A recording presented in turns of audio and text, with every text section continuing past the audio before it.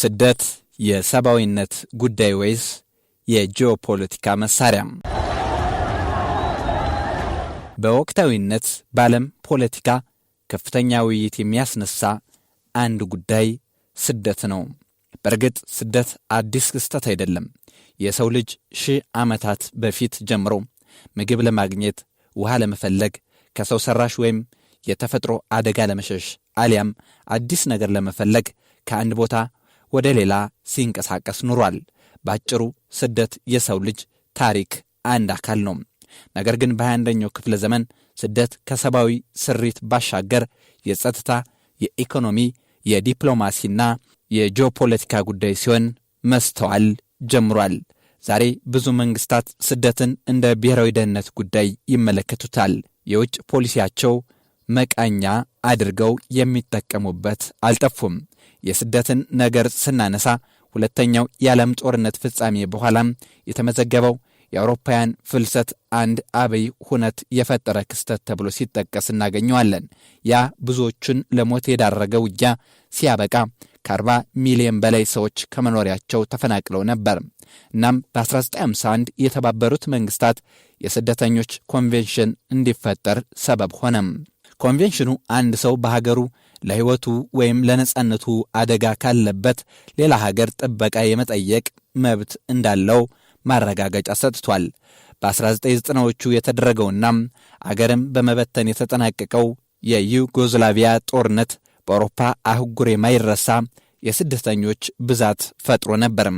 ከ2011 ጀምሮ የሶሪያ ጦርነት፣ 10 ዓመታት የተሻገረው የአፍጋኒስታን አለመረጋጋት፣ ከቀድሞ መሪ ኮሎኔል ማዕመር ጋዳፊ ውድቀት በኋላም የመንግስታዊ ስርዓት መፍረስ ያጋጠማት ሊቢያ፣ ሌላም ከአፍሪካ እስከ ታናሽ እስያ በየወቅቱ የሚከሰቱ የተለያዩ ግጭቶች አውሮፓን ከፍተኛ የስደተኞች ቀውስ ውስጥ አስገብቷታል።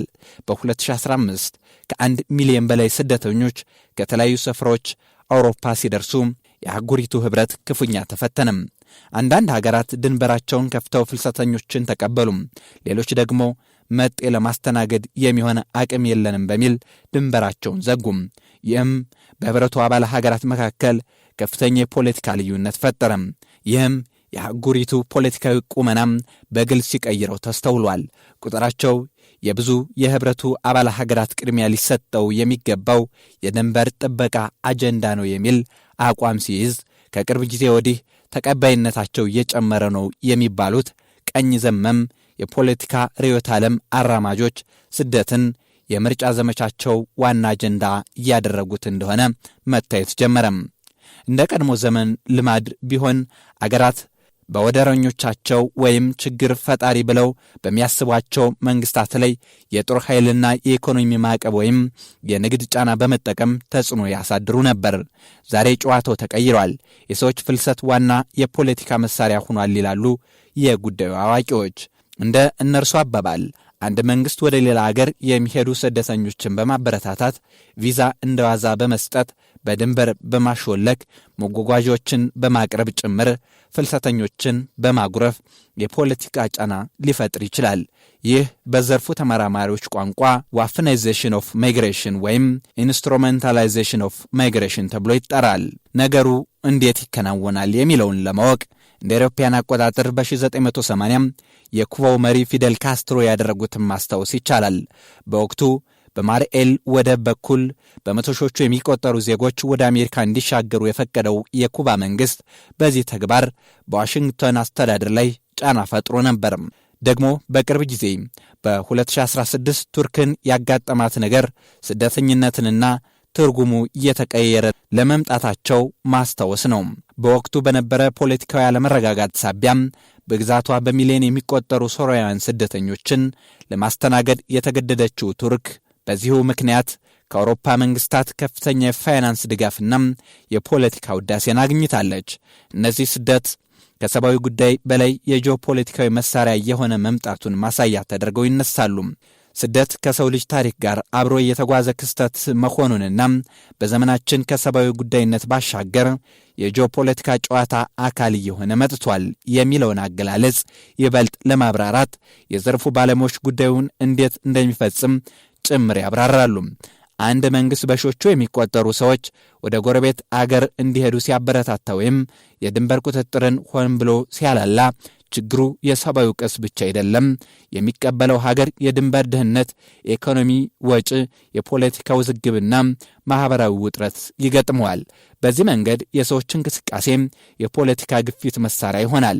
ለምሳሌ በ2021 በቤላሩስ በፖላንድ ድንበር የተፈጠረው ቀውስ ይህንን አዲስ የጂኦፖለቲካ አቀራረብ በግልጽ ማሳያ ነው ይላሉ ባለሙያዎቹ።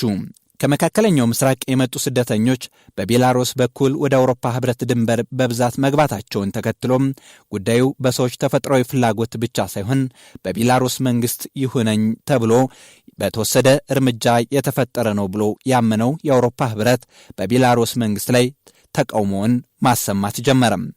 ከኢራቅና ሶሪያ የመጡ ሰዎችን ጨምሮ ከሌሎች ሀገራት የተሰበሰቡ ስደተኞች ወደ አውሮፓ ትሻገራላችሁ በሚል መደለያ የሰጧቸው የቤላሩስ መንግስት በዚህ ሳያበቃም ፍልሰተኞችን ወደ ፖላንድ፣ ሊቱዌኒያና ላትቪያ ድንበሮች አድርሷቸዋል የሚል ነው የአውሮፓ ህብረት ክስ። ድርጊቱ የአውሮፓ ህብረትን በሁለት አቅጣጫ እንዲወጠር አድርጎት ነበርም።